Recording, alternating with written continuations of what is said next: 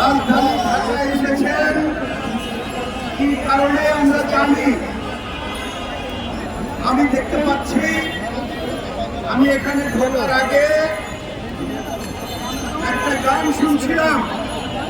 আমাদের একজন বোন এখান থেকে বলছিলেন আমাদের একটাই দাবি, জাতীয়করণ। এই দাবি কি ঠিক? এদিকে কেউ সামনে দিয়ে যাওয়া যায় না। আমরা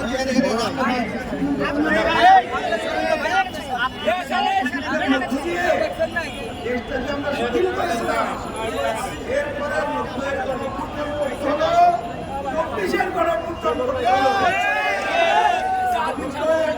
প্রধান কথা, বৈষম্যের অবসান চাই, স্বাধীন বাংলাদেশ চাই।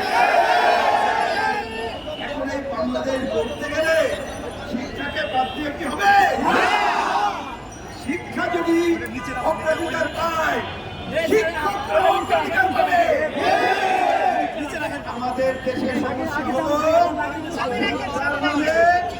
অনেক সময় বাড়িঘর প্রাধান্য পায়, শিক্ষকরা প্রাধান্য পায় না।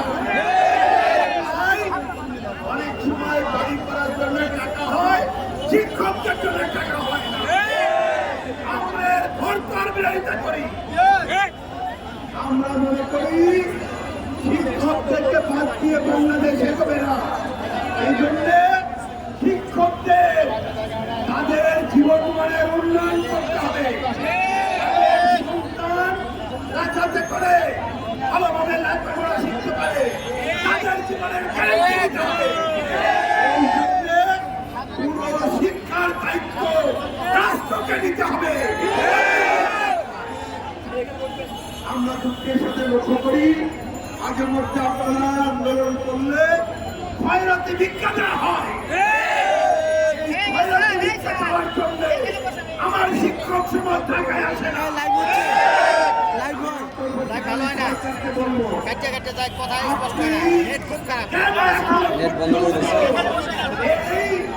শিক্ষক সমাজের দায়িত্ব রাষ্ট্র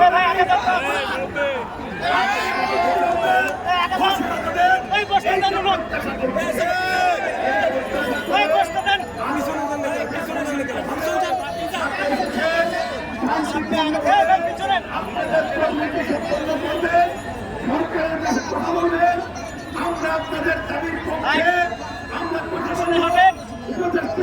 আমরা এবং আমাদের বাংলাদেশের কমিউনিস্ট পার্টি, সিপিবি এবং গণতান্ত্রিক জোট আপনাদের সাথে অতীতে ছিল, এখনো আছে, আগামীতে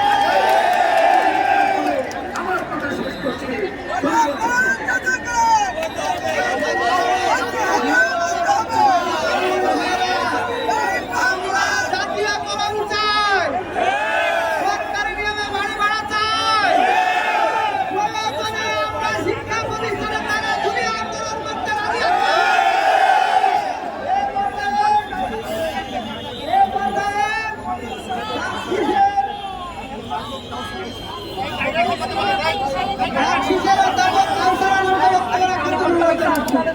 ধন্যবাদ।